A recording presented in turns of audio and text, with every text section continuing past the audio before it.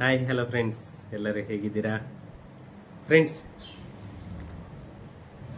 ಒಂದು ಖುಷಿ, ಇನ್ನೊಂದು ಕಡೆ ಜನ ಸಪೋರ್ಟ್ ಮಾಡ್ತಾ ಇಲ್ಲ.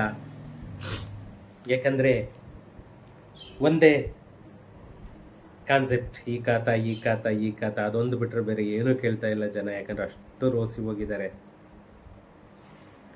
ನಮ್ಮ ಗ್ರಾಮೀಣ ಜನಗಳಿಗಂತೂ, ನಮ್ಮ ಬೆಂಗಳೂರು ರೂರಲ್ ಆಗ್ಬೋದು ಅಥವಾ ನಮ್ಮ RDPR ಆಗ್ಬೋದು, ಜನ ಯಾವ ಥರ ಆಗಿಬಿಟ್ಟಿದ್ದಾರೆ ಅಂತಂದರೆ ನಿಜವಾಗೂ ಇಮ್ಯಾಜಿನೇಷನ್ ಮಾಡಲಿಕ್ಕೂ ಆಗ್ತಾಯಿಲ್ಲ. ಯಾಕಂತಂದರೆ ರೂರಲ್ ಲಿಮಿಟಲ್ಲಂತೂ ಕೂಡ ಜನಗಳಿಗೆ ಈ ಖಾತೆ ಇಲ್ಲದೆ ಅವರು ಏನೂ ಮಾಡಲಿಕ್ಕೆ ಆಗ್ತಾಯಿಲ್ಲ. ಆ ಥರ ಜನ ನೊಂದು ಹೋಗಿದ್ದಾರೆ, ಅಷ್ಟು ಸಮಸ್ಯೆಗಳನ್ನ ಅನುಭವಿಸಿದ್ದಾರೆ. ಅದೆಲ್ಲದಕ್ಕೂ ನಮ್ಮ ಕರ್ನಾಟಕ ಸರ್ಕಾರ ಒಂದು ಮುಕ್ತಿ ಕೊಡ್ತಾ ಇದೆ. ಅದೇನು ಜಾಸ್ತಿ ದಿನ ಇಲ್ಲ, ಇನ್ನು ಮ್ಯಾಕ್ಸಿಮಮ್ ಫ್ಯೂ ಡೇಸಲ್ಲೇ ಈ ವ್ಯವಸ್ಥೆಯನ್ನು ನಮ್ಮ ಕರ್ನಾಟಕ ಸರ್ಕಾರ ಮಾಡ್ತಾ ಇದೆ. ಅದರಿಂದ ಯಾರು ಏನು ತಲೆ ಕೆಡಿಸ್ಕೋಬೇಡಿ ಫ್ರೆಂಡ್ಸ್. ಇವತ್ತು ಒಂದು ಮುಖ್ಯವಾದ ವಿಷಯ ಏನಂತ ಅಂದರೆ, ತುಂಬ ಜನ ಕೇಳ್ತಾ ಇದ್ರಿ, ಯಾಕಂತಂದರೆ ಸರ್ ಇದೇನು ಸರ್ ಓಸಿ ಇಲ್ಲ ಅಂತಂದರೆ ನಮಗೆ ಕರ್ನಾಟಕ ಸರ್ಕಾರ ಬೆಸ್ಕಾಂ ವ್ಯವಸ್ಥೆ ಕೊಡಲ್ಲ, ನೀರಿನ ವ್ಯವಸ್ಥೆ ಕೊಡಲ್ಲ ಅಂತಂದೇಳಿ ಹಿಟ್ ಮಾಡ್ತಾ ಇದ್ದಾರೆ. ಯಾವ ಥರ ಸರ್ ಓಸಿ ತೊಗೊಳ್ಬೇಕು, ನಾವು ಯಾವ ಥರ NOC ತೊಗೊಳ್ಬೇಕು, ಯಾವ ಥರ CC ತೊಗೊಳ್ಬೇಕು ಅಂತ ಹೇಳಿಬಿಟ್ಟು ಎಲ್ಲ ಕೇಳ್ತಾ ಇದ್ರಿ. ಅದಕ್ಕೋಸ್ಕರನೇ ಈ ವಿಡಿಯೋ ಮಾಡ್ತಾ ಇದ್ದೀನಿ ಫ್ರೆಂಡ್ಸ್. ಅದಕ್ಕೂ ಮುಂಚೆ ಇನ್ನೂ ನನ್ನ ಚಾನಲನ್ನು ಯಾರೆಲ್ಲ ಸಬ್ಸ್ಕ್ರೈಬ್ ಮಾಡ್ಕೊಂಡಿಲ್ಲ, ಪ್ಲೀಸ್ ಸಬ್ಸ್ಕ್ರೈಬ್ ಮಾಡ್ಕೊಳ್ಳಿ. ಹಾಗೆಯೇ ನನ್ನ ವಿಡಿಯೋನ ತುಂಬಾ ಶೇರ್ ಮಾಡಿ ಸಪೋರ್ಟ್ ಮಾಡಿ ಅಂತ ಕೇಳ್ಕೊಳ್ತಾ, ಟೈಮ್ ವೇಸ್ಟ್ ಮಾಡದೆ ನಾವು ವಿಡಿಯೋಗೆ ಹೋಗೋಣ ಫ್ರೆಂಡ್ಸ್. ನಮ್ಮ ಕರ್ನಾಟಕ ಸರ್ಕಾರ ಏನು ಹೊಸ ಯೋಜನೆಗಳನ್ನ, ಹೊಸ ಬದಲಾವಣೆಗಳನ್ನ ತರ್ತಾ ಇದೆ. ಅದರಲ್ಲಿ ಇದು ಕೂಡ ಒಂದು, ಯಾವುದೇ ಒಂದು ಕಟ್ಟಡ ನಿರ್ಮಾಣ ಮಾಡುವಾಗ ನಿಯಮ ಉಲ್ಲಂಘಿಸಿದವರ ವಿರುದ್ಧ ನಮ್ಮ BBMP ಆಗ್ಬೋದು ಅಥವಾ ರೂರಲ್ ಆಗ್ಬೋದು, ಯಾವುದೇ ಜಲಮಂಡಳಿ ಅಥವಾ ಬೆಸ್ಕಾಂ ವ್ಯವಸ್ಥೆಯನ್ನು ಯಾವುದೇ ಕಾರಣಕ್ಕೂ ಕೊಡಲ್ಲ. ಯಾಕಂದರೆ ಇವತ್ತು BWSSB ಆಗ್ಬೋದು, ಬೆಸ್ಕಾಂ ಆಗ್ಬೋದು, ನಮ್ಮ BBMP ಅವ್ರ ಜೊತೆ ನಿಂತಿದೆ, ನಮ್ಮ ಕರ್ನಾಟಕ ಸರ್ಕಾರದ ಜೊತೆ ನಿಂತಿದೆ. ಯಾವುದೇ ಕಾರಣಕ್ಕೂ ನಿಯಮ ಉಲ್ಲಂಘನೆ ಆಗಿದ್ರೆ ಯಾವುದೇ ಕಾರಣಕ್ಕೂ ಕೊಡಲ್ಲ.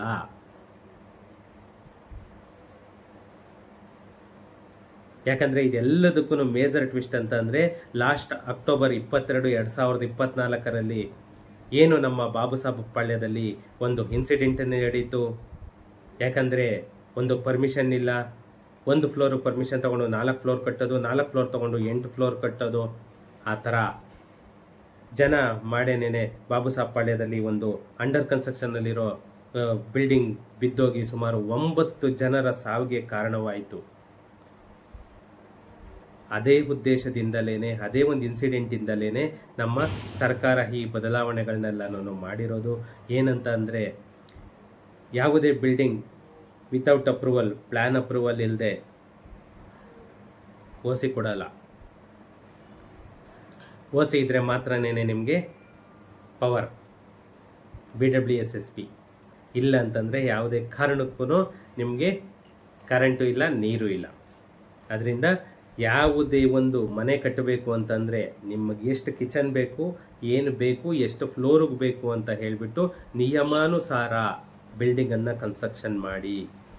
ಯಾಕಂದರೆ ಆ ಬಿಲ್ಡಿಂಗಲ್ಲಿ ಇವರು ಕರೆಕ್ಟಾಗಿ ಅಪ್ರೂವಲ್ ತೊಗೊಳ್ಳದೆ ಗ್ರೌಂಡ್ ಲೆವೆಲಲ್ಲಿ ಎಷ್ಟು ಇದು ಮಾಡ್ಕೊಳ್ಬೇಕು, ಎಷ್ಟು ಫೂಟ್ ಹೋಗಬೇಕು, ಮೇಲೆ ಎಷ್ಟು ಫೂಟಿಗೆ ಯಾವ ಪಿಲ್ಲರ್ ಸೈಜ್ ಹಾಕೋಬೇಕು, ಏನು ಮಾಡದೆ ಆ ಯಾವನೋ ಒಬ್ಬ 3rd ಕ್ಲಾಸ್ ಇಂಜಿನಿಯರು ಮಾಡಿದ ತಪ್ಪಿಗೆ 9 ಜನ ತನ್ನ ಪ್ರಾಣನ ಕಳ್ಕೊಂಡ್ರು.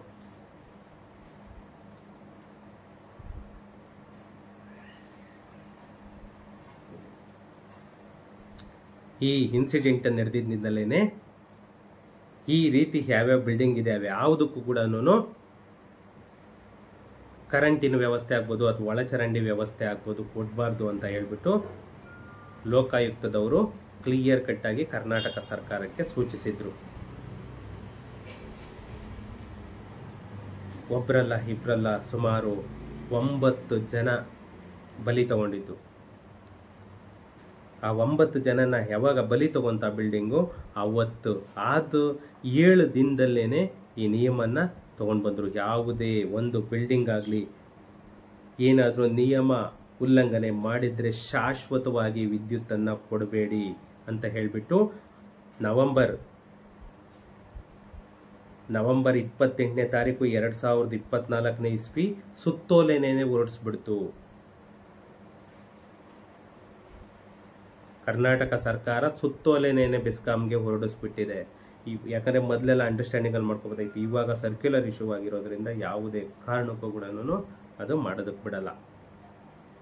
ಇನ್ನು ನಮ್ಮ ಸರ್ವೋಚ್ಚ ನ್ಯಾಯಾಲಯವು ಎಲ್ಲ ರಾಜ್ಯಗಳ ಮುಖ್ಯ ಕಾರ್ಯದರ್ಶಿಗಳು ಮತ್ತು ಎಲ್ಲ ಹೈಕೋರ್ಟ್ಗಳ ರಿಜಿಸ್ಟ್ರಾರ್ಗಳಿಗೆ 12 ನಿರ್ದಿಷ್ಟ ನಿರ್ದೇಶನಗಳೊಂದಿಗೆ ಆದೇಶವನ್ನು ನೀಡಿದೆ. ಏನಂತ? ನಿರ್ಮಾಣ ಹಂತದ ಕಟ್ಟಡಗಳಿಗೆ ಆಕ್ಯುಪೆನ್ಸಿ ಪ್ರಮಾಣ ಪತ್ರಗಳಿಲ್ಲದೆ ಓಸಿ ಅಂತ ಏನ್ ಹೇಳ್ತೀವಿ, ಆಕ್ಯುಪೆನ್ಸಿ ಪ್ರಮಾಣಗಳಿಲ್ಲದೆ ಯಾವುದೇ ಸೇವೆಗಳನ್ನು ಒದಗಿಸಬಾರದು ಅಂತ ಹೇಳ್ಬಿಟ್ಟು ಸರ್ವೋಚ್ಚ ನ್ಯಾಯಾಲಯ ನಮ್ಮ ಸುಪ್ರೀಂ ಕೋರ್ಟ್ ಏನು ಆದೇಶ ಮಾಡಿದೆ. ಯಾಕಂತಂದ್ರೆ ಪ್ರತಿಯೊಂದು ರಾಜ್ಯದ ಎಲ್ಲ ಮುಖ್ಯ ಕಾರ್ಯದರ್ಶಿಗಳು ಮತ್ತೆ ಎಲ್ಲ ಹೈಕೋರ್ಟ್ ರಿಜಿಸ್ಟ್ರಾರ್ಗಳಿಗೆ 12 ನಿರ್ದಿಷ್ಟ ನಿರ್ದೇಶನಗಳೊಂದಿಗೆ ಆದೇಶವನ್ನ ನಮ್ಮ ಸುಪ್ರೀಂ ಕೋರ್ಟ್ ನೀಡಿದೆ. ನಿರ್ಮಾಣ ಹಂತದ ಕಟ್ಟಡಗಳಿಗೆ ಆಕ್ಯುಪೆನ್ಸಿ ಸರ್ಟಿಫಿಕೇಟ್ ಓಸಿ ಅಂತ ಏನ್ ಹೇಳ್ತೀವಿ, ಆ ಓಸಿ ಇಲ್ಲದೆ ಯಾವುದೇ ಬೇಸಿಕ್ ಅಮ್ಯುನಿಟೀಸ್ ಸರ್ಕಾರ ಪ್ರೊವೈಡ್ ಮಾಡಬಾರ್ದು ಅಂತ ಹೇಳ್ಬಿಟ್ಟು ಕ್ಲಿಯರ್ ಕಟ್ ಆಗಿ ಸ್ಪಷ್ಟವಾಗಿ ಹೇಳಿದೆ. ಯಾವುದೇ ಕಾರಣಕ್ಕೂ ಕೊಡಬಾರ್ದು ಅಂತ. ಸುಪ್ರೀಂ ಕೋರ್ಟ್ ಆದೇಶವನ್ನ ತ್ವರಿತವಾಗಿ ಅನುಸರಿಸದ ಯಾವುದೇ ಅಧಿಕಾರಿಯನ್ನ ಸ್ಥಳೀಯ ಕಾನೂನಿನ ಪ್ರಕಾರ ಕ್ರಮ ಕೈಗೊಳ್ಳಬೇಕೆಂದು ತಿಳಿಸಿದೆ. ಯಾಕಂತಂದ್ರೆ ಇದು ಸುಪ್ರೀಂ ಕೋರ್ಟ್ ಆರ್ಡರ್ ಆಗಿರೋದು. ಸುಪ್ರೀಂ ಕೋರ್ಟ್ ಆರ್ಡರ್ ಆಗಿರೋದ್ರಿಂದ ಇದು ಪ್ರತಿಯೊಬ್ಬ ಅಧಿಕಾರಿನೂ ಸ್ಟ್ರಿಕ್ಟ್ ಆಗಿ ಫಾಲೋ ಮಾಡಲೇಬೇಕು. ಫಾಲೋ ಮಾಡಿಲ್ಲ ಅಂತಂದ್ರೆ ಅಲ್ಲಿ ಏನು ಆ ಡಿಪಾರ್ಟ್ಮೆಂಟ್ ಅಧಿಕಾರಿ ಏನಿರ್ತಾರೆ ಅವರನ್ನ ಕೆಲಸದಿಂದ ವಜಾ ಮಾಡೋ ಆದೇಶವನ್ನ ಓಡಿಸ್ತಾರೆ.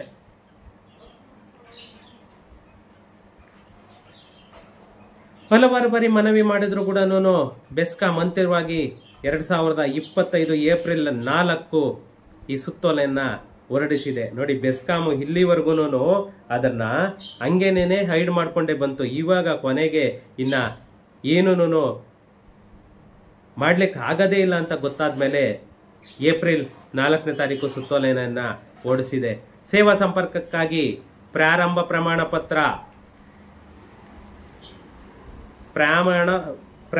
ಪ್ರಮಾಣ ಪತ್ರ ಸಿಸಿ ಅಂತ ಏನ್ ಹೇಳ್ತೀವಿ, ಮತ್ತೆ ಆಕ್ಯುಪೆನ್ಸಿ ಸರ್ಟಿಫಿಕೇಟ್ ಓಸಿ ಅಂತ ಏನ್ ಹೇಳ್ತೀವಿ, ಸಿಸಿ ಓಸಿ ಮಸ್ಟ್ ಅಂಡ್ ಶುಡ್ ವ್ಯವಸ್ಥೆಗಳನ್ನ ಕಡ್ಡಾಯಗೊಳಿಸಿದೆ.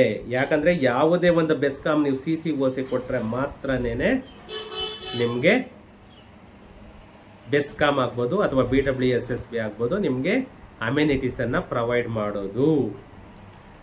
ಯಾವುದೇ BBMP ವಿನಂತಿಗಳನ್ನ ತ್ವರಿತವಾಗಿ ಅನುಸರಿಸಲು ಸ್ಥಳೀಯ ಕಚೇರಿಗಳಿಗೆ ನಿರ್ದೇಶನ.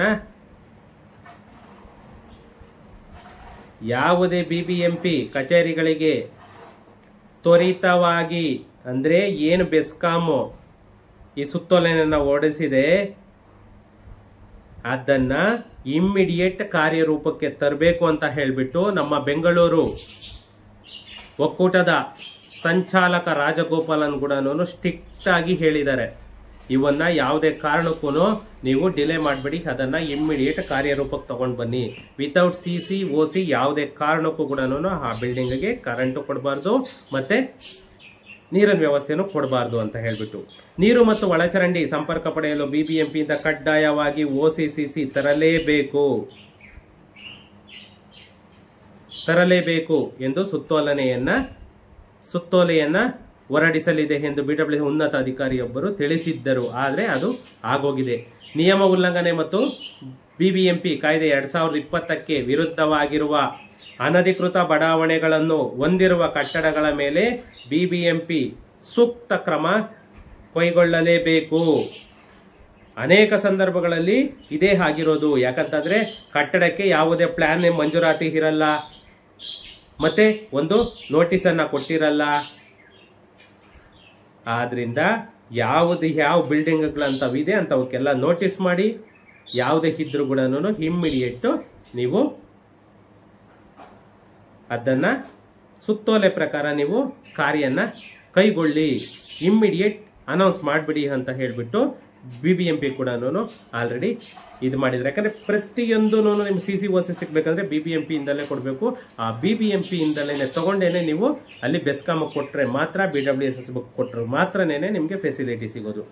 ಒಂದು ವೇಳೆ BBMP ಕೂಡ ಹಾಗೆ ಮಾಡಲು ವಿಫಲವಾದರೆ ಸಂಪರ್ಕಗಳನ್ನು ನೀಡುವ ಮೊದಲು ನಾವು ಮಾಲೀಕರಿಗೆ CCOC ಉತ್ಪಾದಿಸಲು ಕೇಳುತ್ತೇವೆ ಎಂದು BWS ಹಿರಿಯ ಅಧಿಕಾರಿಯೊಬ್ಬರು ಹೇಳಿದ್ದಾರೆ.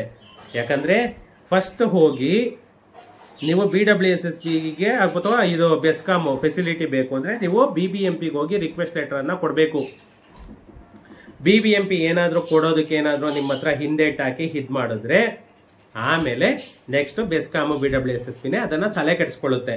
ಬಟ್ ನೀವಲ್ಲಿ ಅಪ್ಲಿಕೇಶನ್ ಕೊಡ್ಲೇಬೇಕು CCOCಗೆ. ಇದನ್ನ ನೀವು ಪಕ್ಕಾ ತಿಳ್ಕೋಬೇಕು. ಯಾಕಂದ್ರೆ CCOC ಇಲ್ಲದೆ ನಿಮ್ಮ CCOC ಸಿಕ್ಬೇಕು ಅಂದ್ರೆ must and should plan approval ಆಗಬೇಕು. ಆ ಪ್ಲಾನ್ ಅಪ್ರೂವಲ್ ಪ್ರಕಾರನೇ ನೀವು ಬಿಲ್ಡಿಂಗ್ ಕನ್ಸ್ಟ್ರಕ್ಷನ್ ಆಗಿರ್ಬೇಕು. ಅವಾಗ ಮಾತ್ರನೇ ನಿಮ್ಗೆ CCOC ಸಿಗೋದು. ಆಸ್ ಪರ್ ಪ್ಲಾನ್ ಅಪ್ರೂವಲ್ ಅದ್ರ ಪ್ರಕಾರ ಮಾತ್ರ ಕನ್ಸ್ಟ್ರಕ್ಷನ್ ಮಾಡಿ, ಆವಾಗ ನಿಮ್ಗೆ CCನೂ ಸಿಗುತ್ತೆ, OCನೂ ಸಿಗುತ್ತೆ. ಅದ್ರ ಬಗ್ಗೆ ಎರಡನೇ ಮಾತಿಲ್ಲ, ತಲೆ ಕೆಡಿಸ್ಕೊಬಿಡಿ. ಓಕೆ, ಏನಾದರೂ ಡೌಟ್ ಇತ್ತು ಅಂದ್ರೆ ನಾನು ಕಮೆಂಟ್ ಮಾಡಿ. ಸಿಗೋಣ ನೆಕ್ಸ್ಟ್ ವಿಡಿಯೋದಲ್ಲಿ. Thank you.